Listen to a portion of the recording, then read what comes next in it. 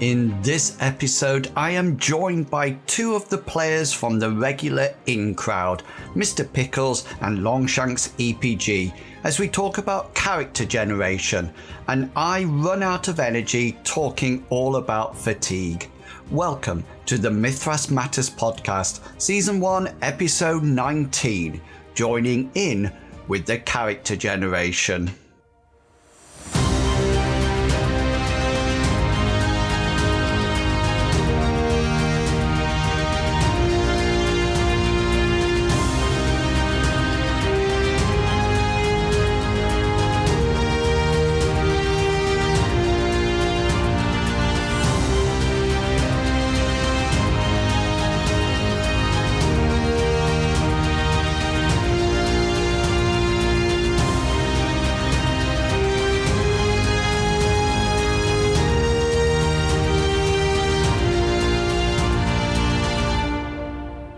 And welcome to Mythras Matters, a podcast dedicated to the Mythras rule set and all its supplements. As always, I'm your host, Inwils, and welcome to December. Yes, the countdown to Christmas has started. Before long, we will all be enjoying great food and great company. You might as well do as I do and just resign myself to failing a whole load of willpower checks and then get back to the exercising in the new year. Talking about new things, have you seen that there's a new area on the Tapper Talk discussion forums? You might not have seen it, but there's a new forum called Podcasts, Live Streams and Video Plays. This is an awesome addition, since now I don't have to feel like I'm spamming the other channels with all my content. But more importantly, I do like to try and promote engagement with this podcast, so please do answer the questions I pose throughout on that forum. It is well worth creating an account there and joining in the discussion, since there is a wealth of expertise out there. Anyway, without further ado, it's straight on to the campaign updates.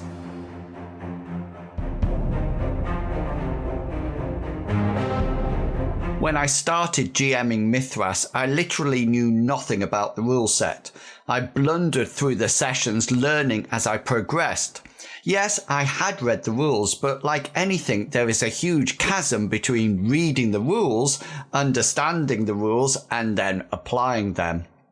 One thing I'm always keen to do, and this probably makes my life harder as a GM, is to implement all the rules which are in a system.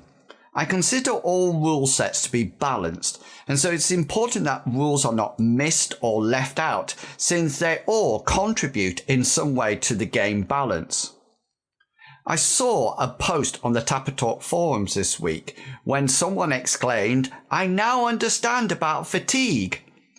I have yet to get to this point in my understanding, but I do use it within the campaign, especially in combat.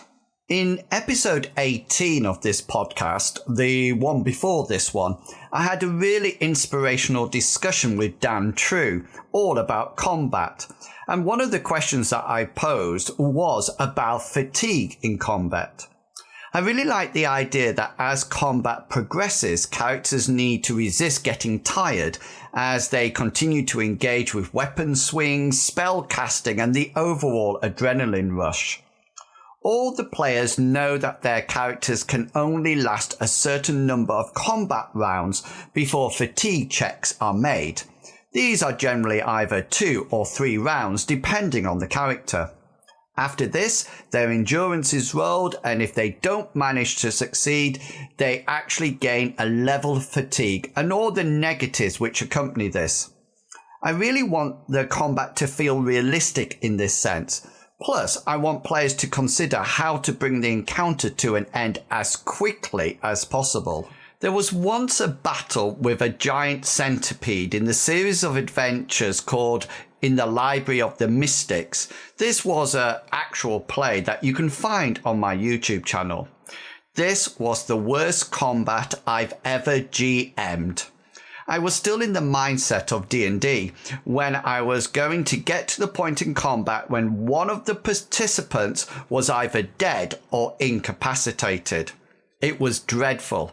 In the end, everyone was so fatigued that I just imagined them all, including the centipede, just huffing and panting and not being able to swing a twig, let alone a sword.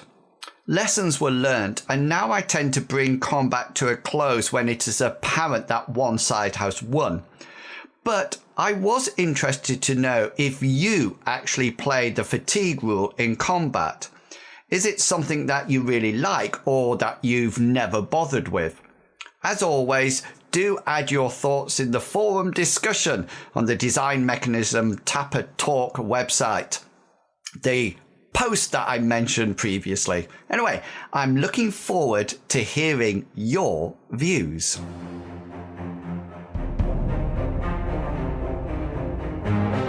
I hope you don't mind letting me have a moment of self-indulgence in this episode. We have a really great gaming group, what we call fondly the In Crowd. Altogether, they include myself, Londshanksepg, Mr. Pickles, Medivac the Healing Hoover, and Captain Kangaroo. Their RPG experience ranges from not much to epic quantities, and they all bring something very important to the campaign. Usually, I reach out to other people in the community for the interview section, but I wanted to self-indulge myself this month, and I invited the In Crowd along to the studio to have a chat. With two of them able to attend, I wanted to have a good three-way discussion on character generation.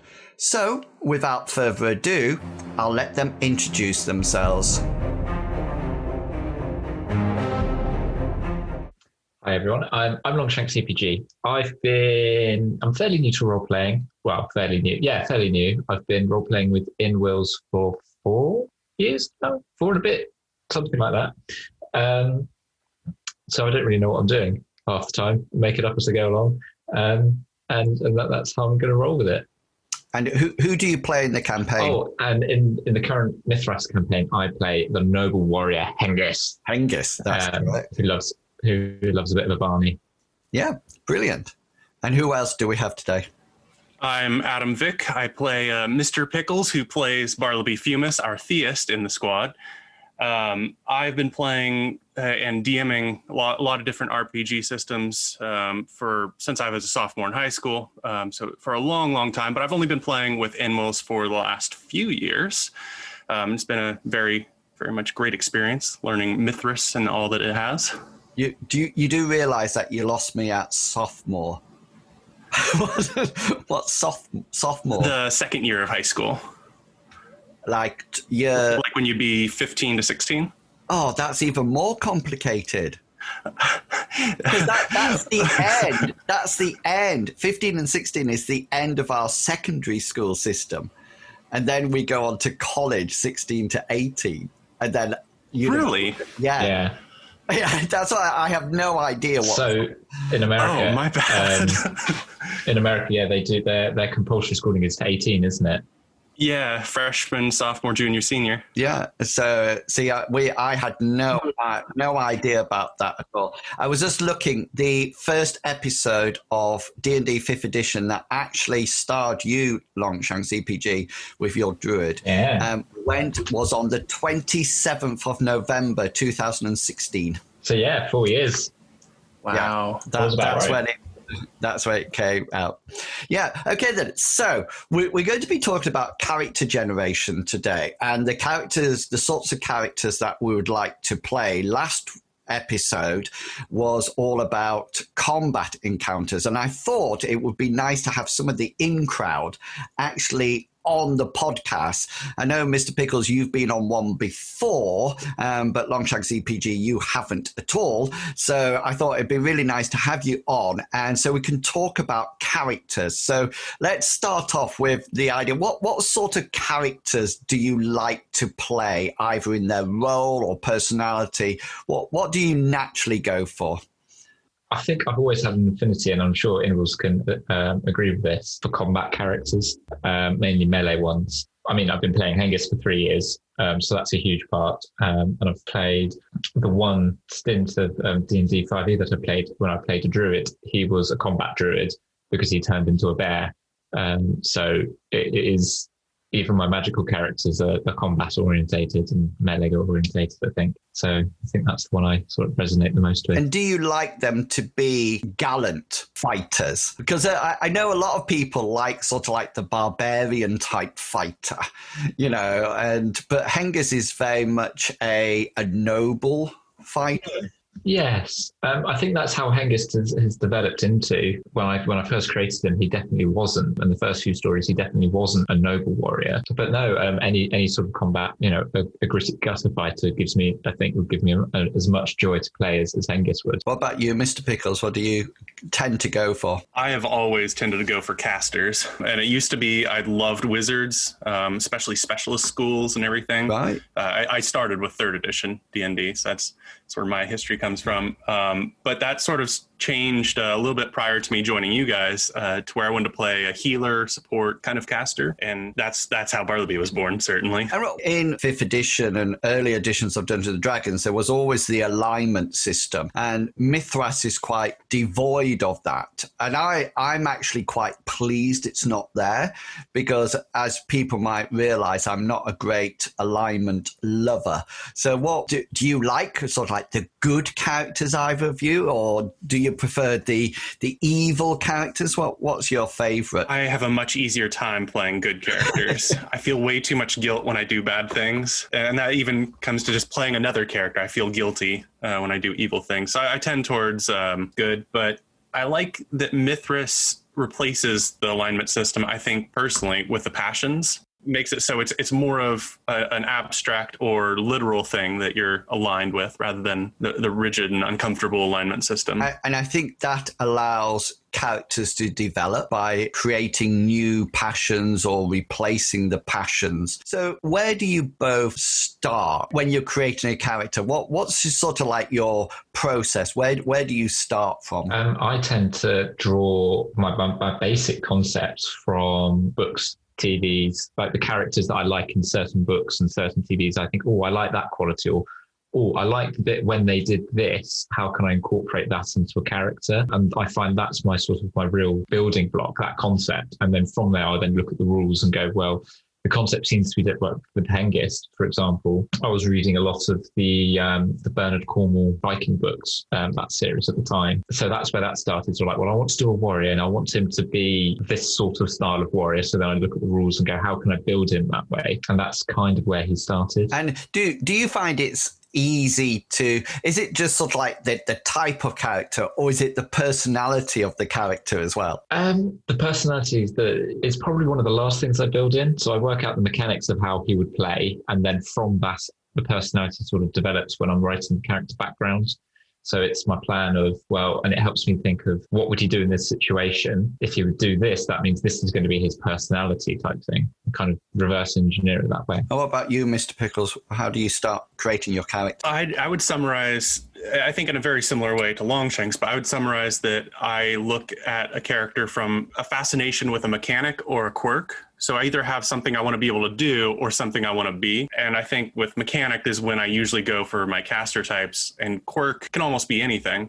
I had an idea for an ogre, using a system where ogres were a playable race as something that's in society. As an ogre that's just wants to save cats from trees. So that was something where I don't normally go for a fighter or a tough type, but that was one instance where I did. So it really depends on what I'm fascinated with at the time of creation. The interesting thing is that I run a human campaign because I'm not a great lover of non-human races, and that's not because I'm anti-dwarf or anything, but I just think that they bring too many advantages to the table. I was talking to Dan True in the last episode, and he was saying that he actually has a Minotaur in his campaign.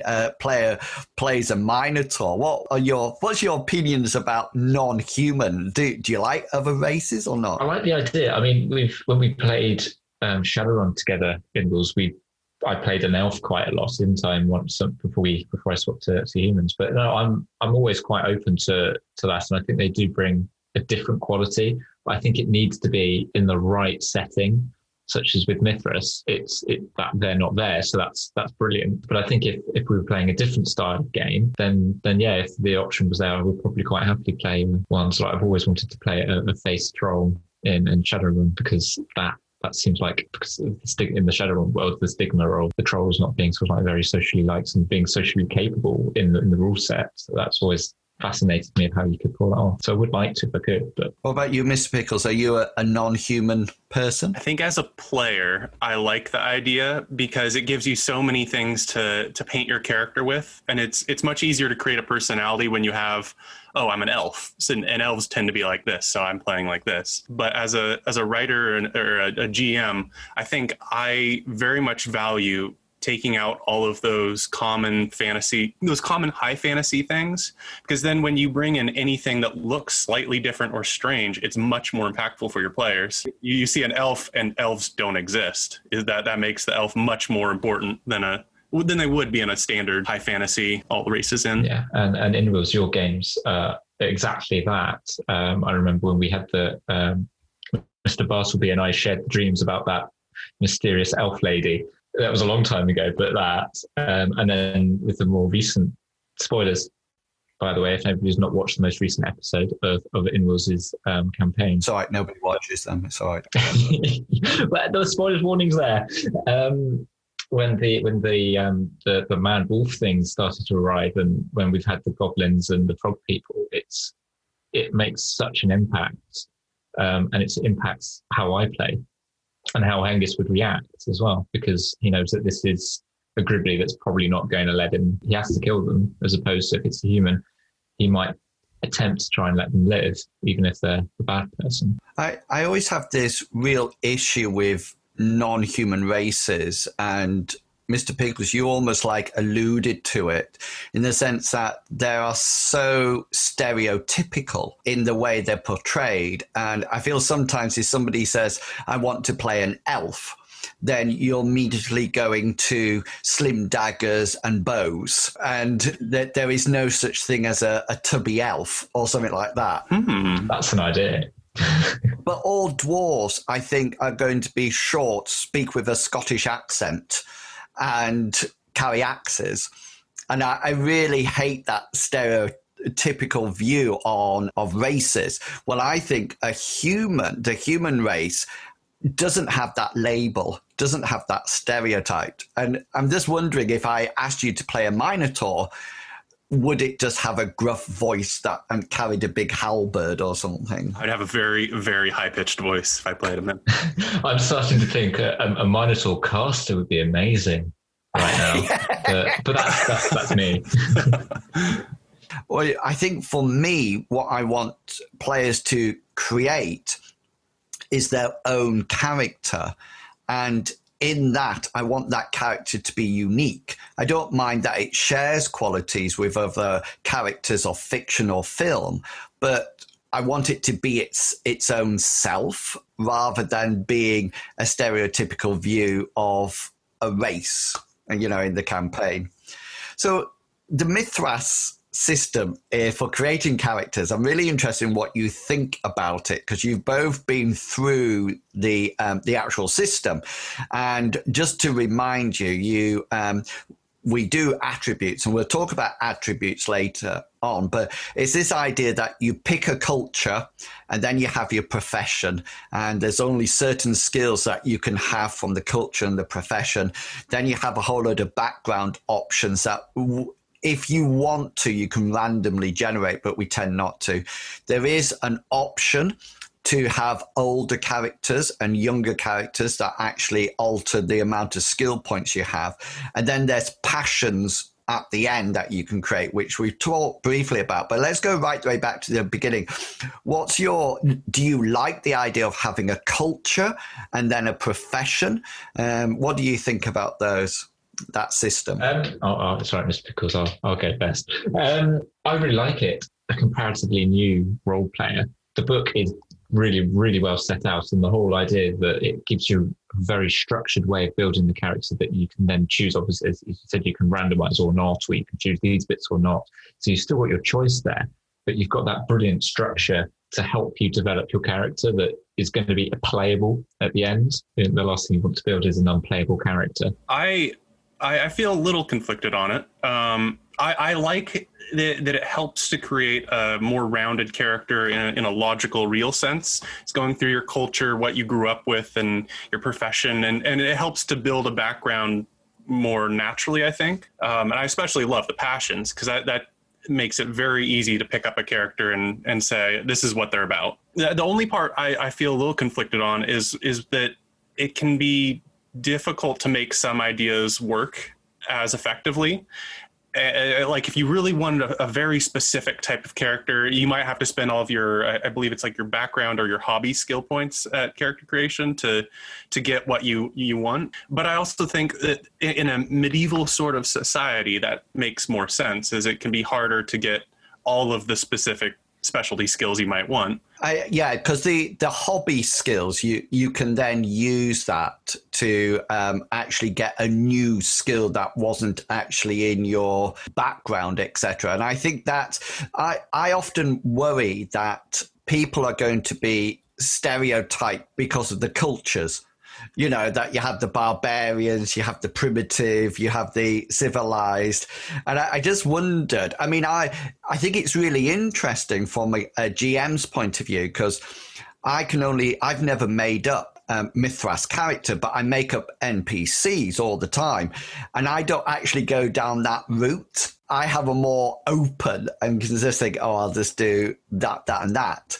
So people like Sylvester McCoon, you know, didn't go through a character generation at all. I don't know whether or not you found it restrictive. I personally didn't. I meant more that I could see where people would, in certain instances, find it restrictive. But I felt it was best to build a character, and it helped with background creation, because like I got commerce and bureaucracy, which were skills I wouldn't have taken if they weren't like put on my plate as part of my culture and profession. So that helped me to write in maybe what Bartleby's parents did and how that might have affected him. I love the background events. I mean, I didn't roll them for Hengist, but I definitely picked and combined more than one, which I thought was really good way of doing it. Yeah, and there was quite a few in there that I would have picked. I probably would have picked half of them, to be fair, but then I thought I could easily have picked half of them. But yeah, there's some definite good ones in there that you can really build a good character around. I think there's literally 3 pages of background, and I'm often interested in each one has a range of numbers or a number on the percentile dice. And it's really interesting that you awoke one morning to find a valuable object, one with significant religious or ruling importance, lying in bed with you. You can only get that on a 47. It's just one roll. Yeah. You are either born with or somehow received a mark, blemish, or scar. That's 2 percentile dice. And I would be really interested whether or not there was actually a huge amount of debate in the design workshop, actually thinking, oh, shall we do that 1 or 2? You know, because there seems to be to my point of view, seems no logical reason why they would have 1 or 2. Did you pick Mr. Pickles, or did you choose or ignore? I want to say I ignored it, but I might not have been aware that those were there. That'd be something good to look into. I just sort of wrote what my skills said that I felt Bartleby should be. But now I could have had more exciting backgrounds. It feels that Bartleby must have something from there, you know. But 51 to 52 says your spent childhood as a slave, or either escaping or being freed, has significant impact on you. And I sort of think one of the things about Bartleby is that he almost has this prior life, doesn't he? In the sense that he was going to be a bard, a minstrel, a musician, and then he got beaten up and his hands were mangled. Is that right? That's what he claims. Yeah, you know, and so I wondered whether or not it was actually an event. I actually don't like the age table, because I don't know if you know what it does, but say, for example, you can gain more skill points according to how old you are.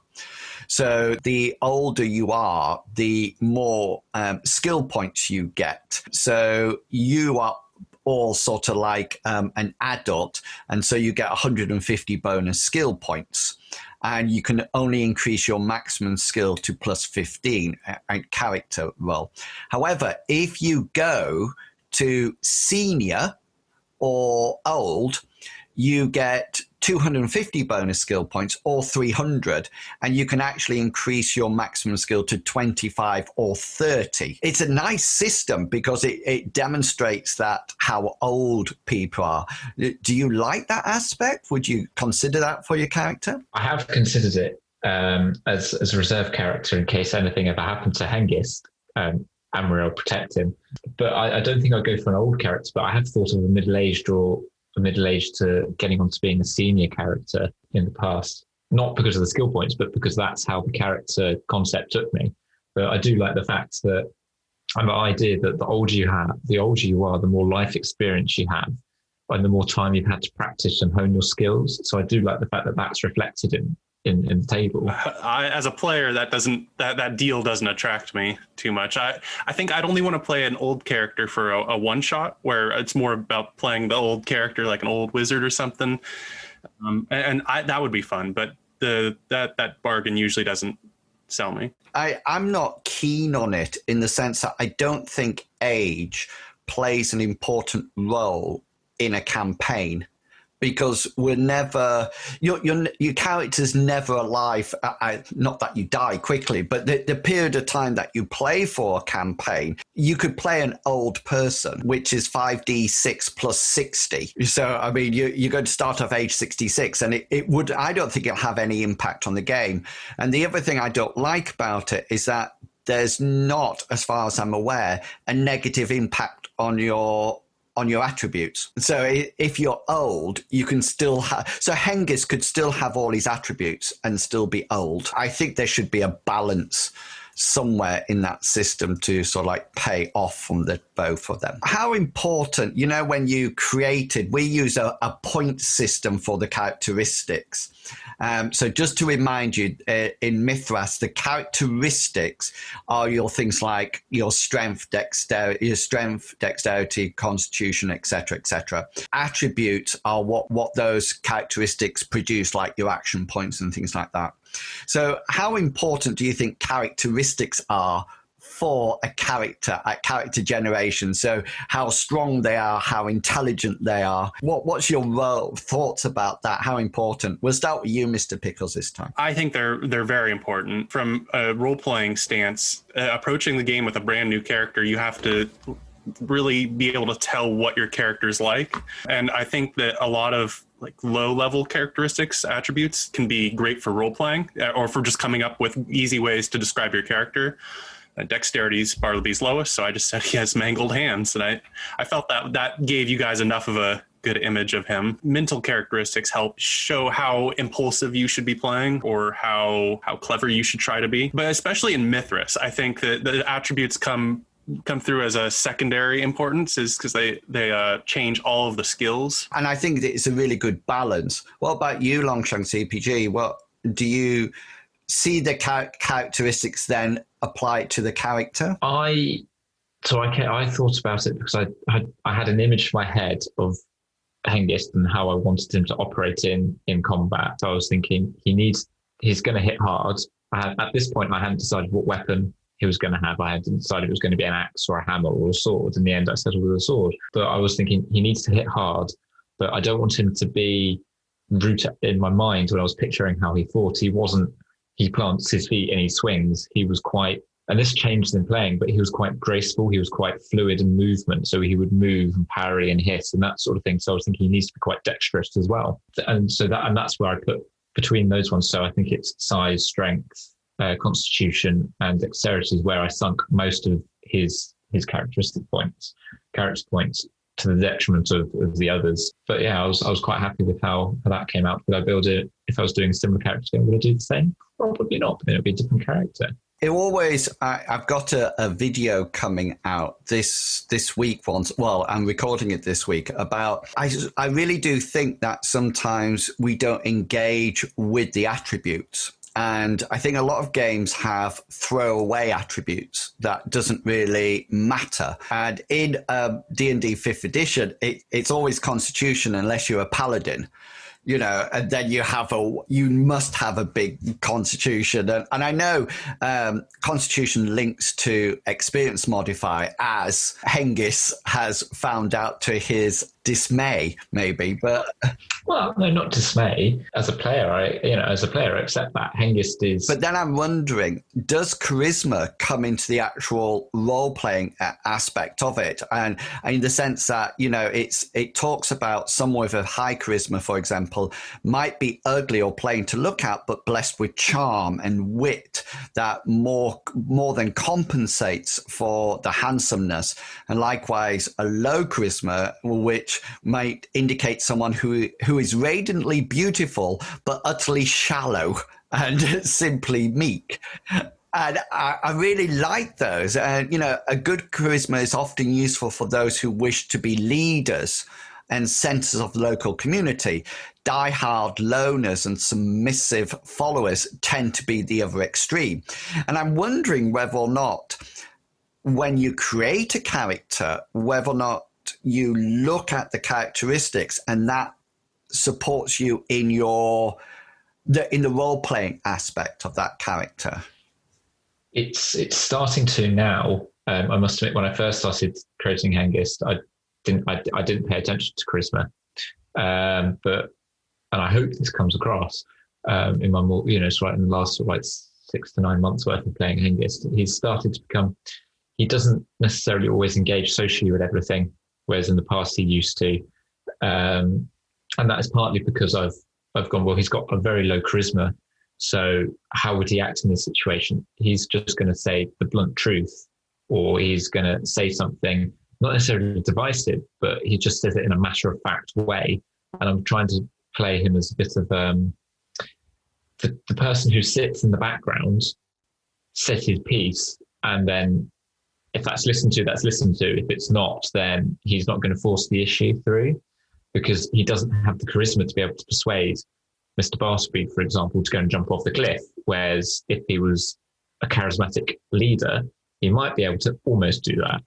Or you had before sense sits in, sense or willpower sets in. Or you have a really high influence skill. Yeah, exactly. Yeah. What about you, Mr. Pickles? I was just thinking, I put my charisma for Bartleby at 12 because in my mind, he was a bard that was doomed, in my sense, to never be a good bard. So I wanted him to have just enough charisma that it would make sense that he might try, but not enough to say, yeah, he definitely succeeded. My goal was always to transition him to a priestly role, which he's more suited for. But I don't think of him as a leader in that respect. He's just low enough that he probably does cow to pressure from a lot of the higher priests. Yeah, and he's on the way up. And I often wonder, do you think that people watching a game should be able to gain an insight into the characteristics of the characters that the players are playing, if that makes sense? Should they be able to sort of like look at how they're played and sort of think, wow, Hengist must have a low charisma, or Bartleby must have an average charisma? Do you think that's possible from the role playing? I think it can be if the role playing, I know mine's not, if the role playing's good enough, or not good enough, good, and the player is aware of that. I've seen sort of like some examples on of that sort of thing. Whether I can do it or not is another matter, and whether the audience can pick up my feeble attempts at it is another matter. But yeah, we're not paid voice actors or anything, so it's I think that's the goal, is to be able to role play successfully enough that viewers can say, oh, okay, yeah, he's the clever one, or he's the charismatic one. But from Hengist's point of view, the audience would be able to tell he's fairly strong, because I'm always mentioning, when we've got the brawn things, he's the chap who turns up to do the brawn challenge, or if he's in combat, I'm saying, and this is my damage modifier. So that kind of gives a hint towards what you're saying, that yeah, the audience will be able to pick up he's fairly strong. I mean, he's not amazingly strong. He's not Zephod. Was it Zephod that you played? Zephod the Mighty.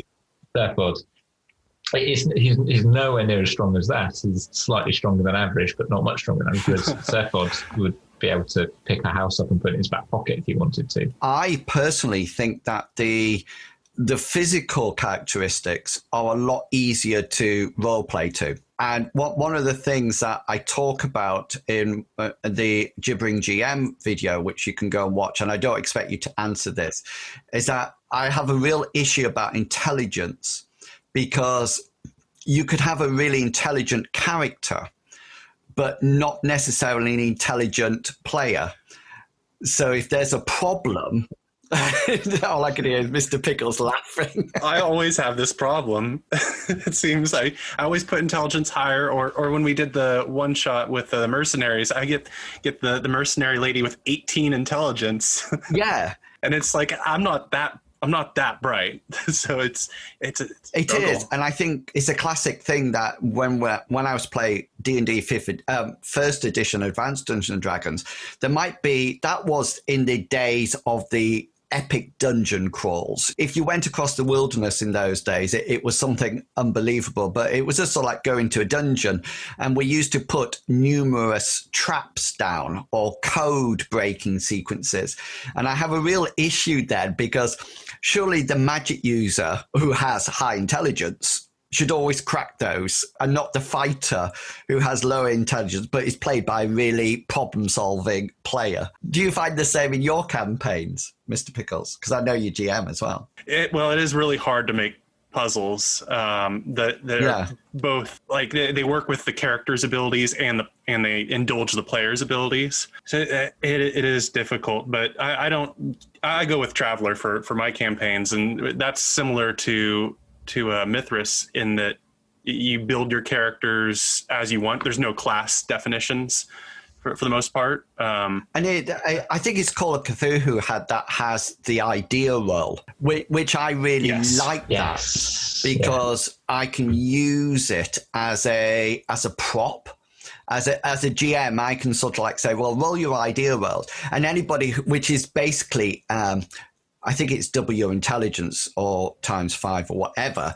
It works very well in that situation. But I always want to get and this might sound weird, I always want to get the characters to solve the puzzles, but not the players. One of the things I hate as a GM, and please never do this because I do hate it, is when people say, well, the answer is white, but of course my character won't know that. Because what the player's done then, can you see, is just sort of like, nobody can sort of like role play beyond that, I don't think.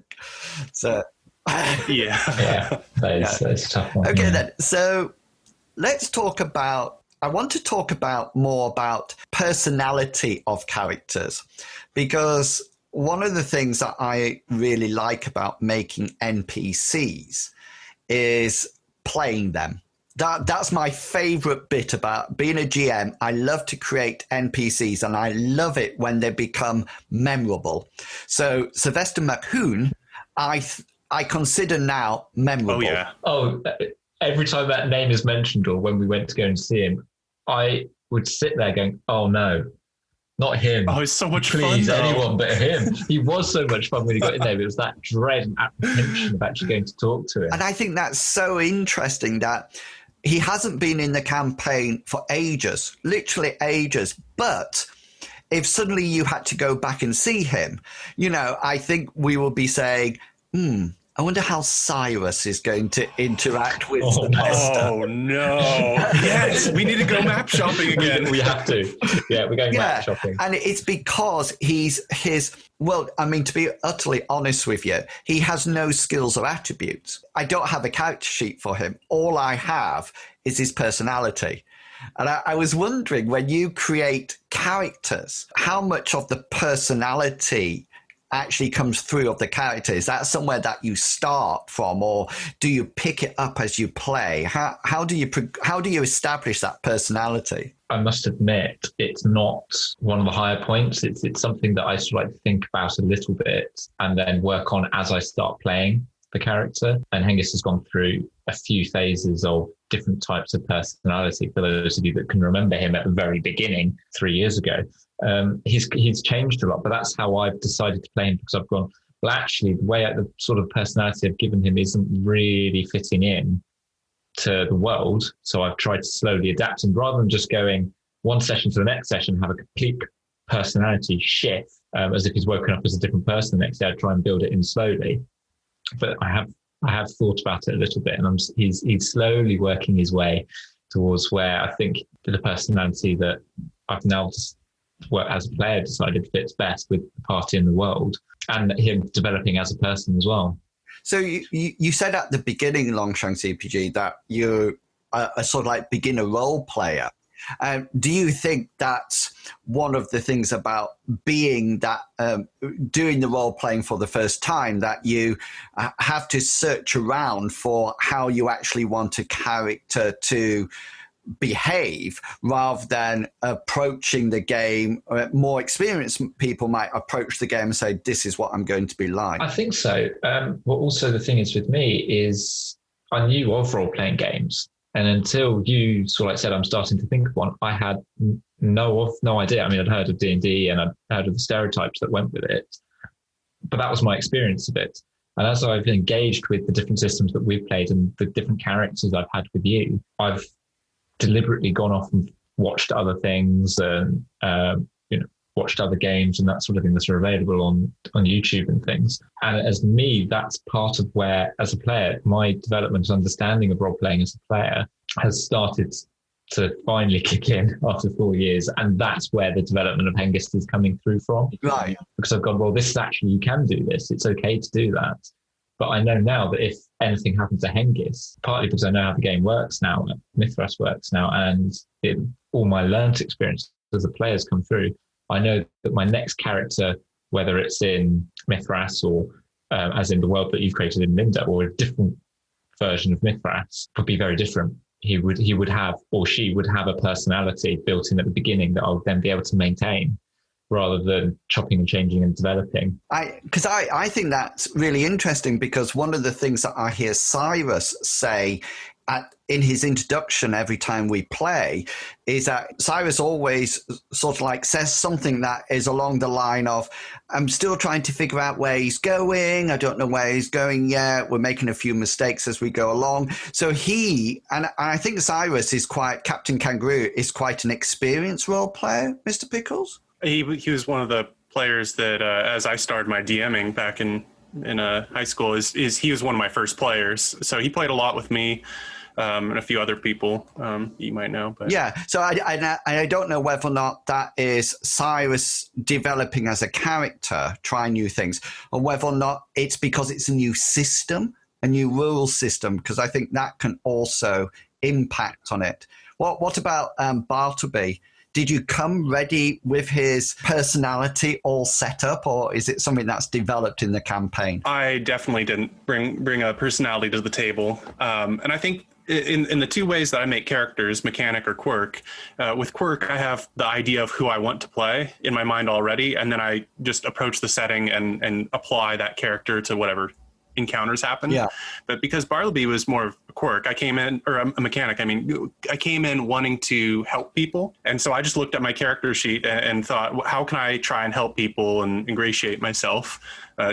Looking at lore monsters and talking about goblins was one of my first roles, I think, in the game. And as you've given me situations, I've been able to say, this is my personality in this case, and then apply that to the board and continue on. And as you give more situations where it's what would Bartleby do, I'm able to say, this is the personality. So I find that really interesting, because do you think that the GM actually contributes to your characters, both of your characters' development, by putting opportunities in there? It is, and if the GM hadn't put those opportunities in there, would your characters be completely different now? I think it's a dance.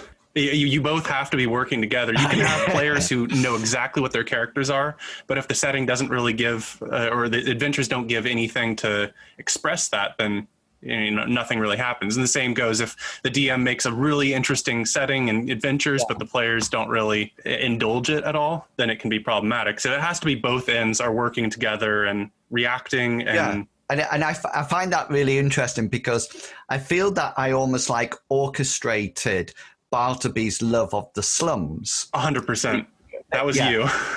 Yeah, but I could never foresee his Friends of the Guards. That was something that literally came out of nowhere. And I forget how it actually happened. I think you just went off to find out information or something like that. Was that Yes, but I brought a bunch of money and I tried really hard to show that I was a friend of the guards and that I'm a do-gooder. Exactly. And I think that's a really interesting one. And I know with Gulliver, I tried to tempt him with the Black Order just before he stopped playing. And I thought, I wonder if I can switch this character. And there were several times during that adventure, I don't know if you remember it, that I suddenly thought, he's going to change. He's actually going to change to the black. And then he changed back again. And I thought, I don't know where this is going now. What about Hengist? And this is a confession. As a player, I am not great with that. Like the individual encounters that you've set up, whether it's, sort of like, one I was thinking of was when we were doing the Chaos Mother. Was it the Chaos Mother? Yeah, the Chaos Mother stories. And we went off to go and find one of the orbs or the eggs. I can't remember what it was. And we had that lucid dream section where you said this, you did the questions and the answers, such as if there was someone hanging off the edge of the cliff by their fingertips, what's your first action? Those sorts of things I engage with as a player and as a character, but I must admit I am quite bad at the other part. So I make a big thing of it at the moment, and I'm slowly working it through my head how I'm going to engage with it again. But with Hengist joined House Galot however many sessions ago now, one of the noble houses of Lindo, and he had his first few sessions of engaging with that, and then the focus moved to the next story, and I stopped engaging with it. And I hold my hands up to that. I'm not very good at that, but it's something that I try to do. And then it's not I lose interest, other world things outside of role playing catch up. And then by the time I get back to it, I've gone, well, this has missed an opportunity. Like was it the Lord of Brass bit in one of the previous ones? That was something I really wanted to engage with, a plot hook I really wanted to engage with, but I missed the opportunity in that first session. By the time I'd gone away and thought about it afterwards, and thought, yes, this is definitely something Hengist would be interested in, the plot had gone. Yeah. And the opportunity, the role-playing opportunity had been missed. So I think as a player, that's one of my next sort of like key levels of development. So watch out on your Discord inbox. Yeah. And I think that's interesting because I think that your two characters, and it's really good to have you two here because you're at opposite sides of the developmental continuum, because Bartleby his development is very dictated by the church. Oh yeah. You have to have certain skills to go up next level. Well, Hengist has no restrictions. Cyrus is the same. He has very set skills that he needs to increase, but Hazra doesn't. And I just wondered, do you find that Bartleby's channeled too much? I actually don't feel that way, mostly because almost all the skills I chose really fit with the church. So it was stuff I naturally wanted to build for Bartleby, and I had enough of progress that I was able to buy a lot of spells, and I've been able to buy some new skills like the lore of Lower Lindo. And after I got endurance up, which was my only skill that was really lacking in the church, I felt pretty comfortable with it, but I don't feel it focused me in a way that I had to do that. I still had the freedom to dilly-dally, I guess, is to just do what I wanted and not really rise in the church. But as in, because you have to increase the skills of the order, there's almost like the campaign is molding Bartleby rather than Bartleby molding the campaign. I think at a certain point, Bartleby has lines that that the church could cross and he would splinter away, but it'd have to be pretty egregious. Like the high priests all actively going against the teachings of Amriel and or doing things that are blatantly so evil and that Bartleby couldn't associate. But I'd hope that would end. I would hope that would happen at a point where Bartleby could stand on his own a little bit more. And I think that's really interesting because in the lore of Lindo, the Odess, the continent, that has already happened before with the mystics. And the mystics were a really powerful group of people, but then they actually forgot what their purpose was, you know, and sure as they lost what their purpose was, then their mystical energy left them, you know, and that's why I think Oki is there's two sort of like bands of them now, but I think a mystic is a really powerful class. I really do. I really like the idea of them, but at the same time, I don't want everybody rolling a mystic because you can have a skill that makes all your attacks level easy rather than standard, you know, and that is a powerful. I mean, I like the idea of arrow cutting and, you know, changing your breathing rate, but it's just given me a nice idea. What about Hengist? Do you think the campaign develops Hengist, or do you think Hengist is developing himself? It's definitely both. Mechanically, well, campaign-wise, Hengist started off fighting with a broadsword, so a one-handed sword and a shield, and that's all he would use for ages. And then we started to meet slightly bigger, nastier foes, or there was other players came and went, and there was a key gap in what the party needed, and that's one of the reasons why Hengist now fights with a 1.5-handed sword, because I didn't want to make the full transition into a 2-handed greatsword, partly because of the sheer practicality of carrying around a claymore or a greatsword. He would, if you needed to carry it, he'd always have to have it with him, which means, you know, sort of like walking down the Lindo street. And this is my hang up as a player. I would never have him have it mounted on his back, because it's not practical. You can't physically draw one unless you're a troll or a giant. So he would always have to carry it like a walking stick or a cane, or hire hire someone, a servant of some sort, a squire of some sort, to carry it with him. So that's one of the reasons why I didn't. The other reason why I didn't want him to change from a one-handed sword to two-handed sword was a mechanical reason, was that he can still fight with his previous combat style, which is one-handed sword. So I can, and for those of you that watch the shows, whenever we go into the first round of combat, Hengist will always, me as a player, say, Hengist is going to roll his combat style, he's doing it two-handed, or words to that effect. But it means I have the option as a player for Hengist to be able to do both. And I think Hengist would make those decisions as well if he was carrying his shield with him all the time. But even if he wasn't carrying his shield with him, and it wouldn't be the same combat style.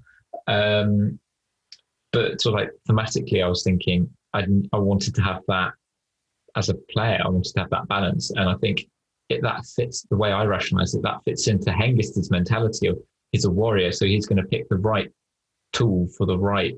I think the thing with Hengist was always, he has such tough armor that mobs couldn't damage him, but he wasn't actually putting out enough damage, enough damage to kill anybody else. And I think I think character development is really interesting. And just to go back to all the NPCs that I create, sometimes I have no idea how they're going to play until people actually meet them. And then I almost like do it on the fly. So Sylvester McCoon was completely made up. And I just really loved annoying Gulliver. Me too. Yeah. That's all it was, you know. I suddenly found a way that this person, and to be honest with you, I don't know if you seen The Devil Wears Prada, but he's almost like based on the editor of the magazine sort of like character, in the sense that he's just like, no, I don't care. You know, I am more important. Yeah. And Sylvester always called Gulliver a girl, didn't he? Yeah, which really frustrated Gulliver. And because I could see the frustration on Gulliver's face or in the way Gulliver act, I used it more.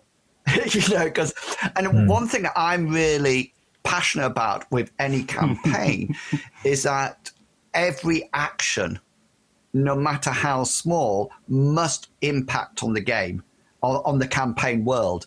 And it's a bit like Cyrus talking to the bluebird and making fun of her that she was a pigeon, you know, and saying you should go off and join the Red Order. And that has an impact because she has. Yeah. You know, and that wasn't going to happen until that moment. Okay, we've been talking for a while now, and I'm aware how long it takes me to edit these down. But I realise, Longshanks, this might be a difficult decision for you because you haven't had that many characters. But I know, Mr. Pickles, you've probably played a fair few. So in all your RPG experience, you know, who has been your favourite character? Mr. Pickles. Let Mr. Pickles go first. Yeah, I should buy you some more time, I guess, here. That's a difficult one because there's characters I've loved playing that I've played for a long time, like Bartleby, where I don't think I would play Bartleby again because I've had so much enjoyment out of playing Bartleby. And I like him a lot, but whenever I think of my favorite characters, I think of characters I got to play very briefly and that I'd love to play more. Right. Like the one that comes to my mind is Rabbit from the Superheroes one-shot we did. Oh, yeah. I absolutely... Agony and Ecstasy. Which was absolutely fun, but I loved playing that character. I immediately fell in love with her and wish I could play more. So I'd say it's a tie between the Rabbit and... Aaron Weber, the character I made, the American in our 1890s Gaslight. Yeah. That was a lot of fun. Call of Cthulhu adventure. Yeah. So those would be my tied two favorite characters. You actually went insane with that character. Aaron Weber was a finished character, completed and in an insane asylum and probably dead by now. But he was a lot of fun to play. Yeah. He was one of my favorites. Yeah. What about you, Longshanks? Do you have a favourite? I have a joint favourite. If that's permitted. I think it's definitely, and that's partly because of the learning curve I've had, and he's the type of warrior that I would try to be if the world was that way. If you know what I mean. If I was back in history, that's who I always imagined myself being. Not quite. So like the knightly sort of character. And the other one, I'm really embarrassed. I can't remember his name, but it was my Call of Cthulhu character. It was the Doctor. I really can't remember his name. It's gone from my head. But that wasn't because, and that's not because Mr. Pickles said it. It's on my crib sheet. But it's that wasn't necessarily to do with the games. It was the people I was playing with. I think on that campaign, I think you and Mr. Pickles did a huge amount just by yourselves, didn't you? I think you did one of the adventures all by yourself. Yeah.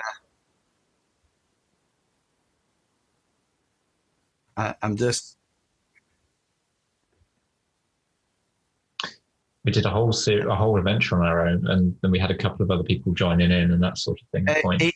I've got his face in my head, I just can't remember. I did look on Roll20, hoping that the game was still there so I could find out. But I need to know now. I can't. I have. I didn't see it on my sheet. I'm there now. I'm going into it now. It'll pop up on the front. I really like. You were called Dr. Gordon King. Yeah. And then I think Melvin Bleeker. That was it. How can I even forget that? That's my granddad's first name and my other granddad's surname. Yeah. That's embarrassing. Aaron was, and I think, and I also like the barbarian that you played in the one-shot haunted house. He was but sometimes I think it's really challenging for a player to play something that you're not used to playing, and I think that is it's really interesting that any game that I've been asked to play in, I've ended up playing the strong fighter type. I never have anything else, but when I was first playing Advanced Dungeons and Dragons, if I made up a character, I would be like you, Mr. Pickles, and choose the magic user. That used to have 1d4 hit points of damage. Hit points, and if you scored a 1, you rolled the dice and it was a 1, hard luck, your time was up. And one spell in those days, I don't know what D&D 3rd edition was like, but D&D 1st edition, Advanced Dungeons and Dragons was fun. Well, it's been brilliant listening to your character generations and how you create them. Just one thing that before I let you go, with this will go live in December. If Bartleby and Hengist could have one Christmas present, what would they get? What would they wish for? Bartleby would very much wish for peace and goodwill. Lindo to become an equal place where there was no lower class. It was just middle class, and you can't change the upper class. Oh, wow. How gallant is that? What about Hengist? What would be his perfect Christmas present? His perfect Christmas present, I think, because of the way he's working at the moment and that he's developing at the moment, would be to have that one amazing foe that he would defeat, and that would make him completely famous so that everyone knows him. I think slightly selfish, but he would then be able to use that fame to help further his causes, which is starting to align a little bit with Mr. Bartleby's. There is an alliance going on. Very nice. Excellent. Can I answer, though, for Hazra and Cyrus? Hazra would just ask for a new spear. Yes, he would. And Cyrus would ask for several barrels of booze. Either that or a lifetime supply of free beer at a tavern of his choice. Yeah, and I think that's the really interesting thing for me about Cyrus, is the sense that his willpower is very high and his endurance is very low. So it's sort of like he has the willpower not to drink, and that's what I was saying about whether or not skills and attributes and characteristics come into the character. Because if I said, and I think it happened beforehand, I said, right, roll your willpower to see whether or not you resist drinking anymore. And I think his willpower is massive, You can choose not to, but it's his choice. And I think that's really interesting. But thank you for coming along today. Mr. Pickles, your second featured spotlight on Mythras Matters, and Londshanksepg, your first one. And it's been fantastic sharing your character generations and your developments with me. So thank you very much for that. Thanks for having us. Yes, thank you very much for inviting us.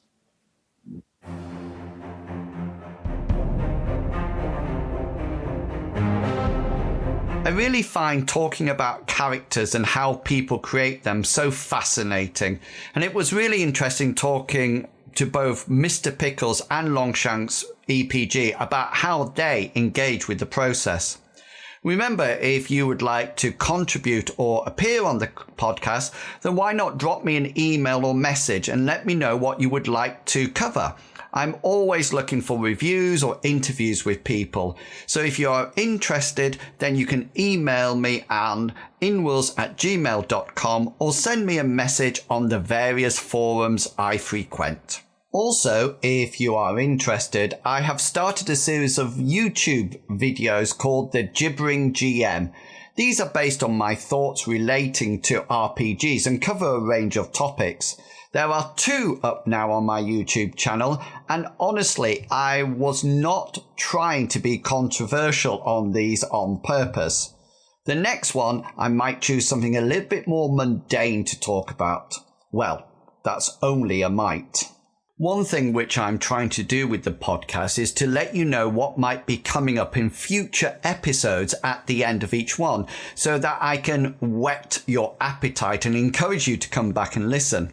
Well, in this episode, I've managed to go one step further, and the person who will be featuring in the January episode of the podcast has created their own trailer. All I can say is, run VT.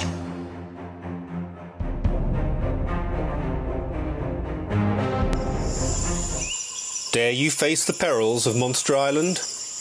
Coming soon, A Bird in the Hand, a new adventure for the Mythras role-playing game set on Monster Island. The stench of civilization clings to Port Grimsand, a pitiful colony of humanity crouching within ancient Cyclopean ruins. Verdant jungle hungrily awaits trespassers, its secretive natives guarding vine-wreathed ruins. By chance, adventurers stumble across rumour of a prize much desired, not least by Coinrad Lawrence, adventurer and bird fancier.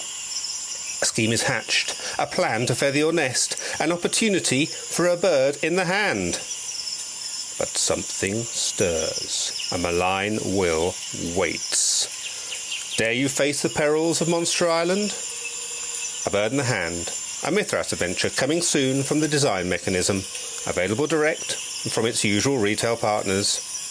Hear more about A Bird in the Hand, Monster Island and Mythras when I talk to inwils in the January episode of Mythras Matters.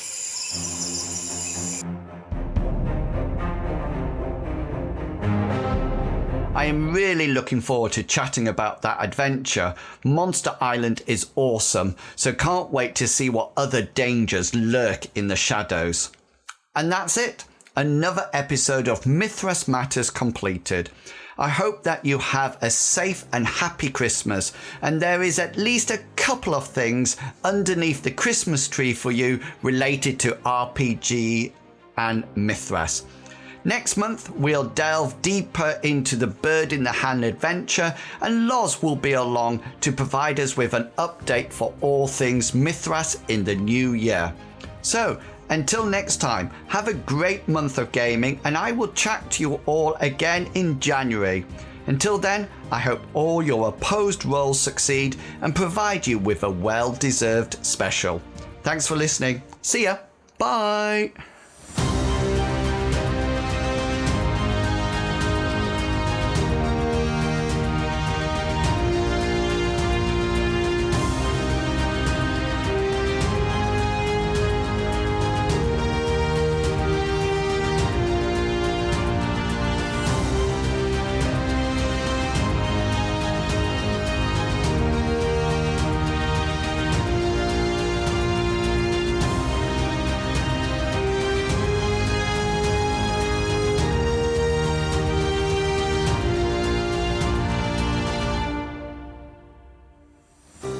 The content of this podcast is covered by the Creative Commons Attribution 3.0 license, so please give appropriate credit if you are sharing or copying any part of this podcast. Thank you.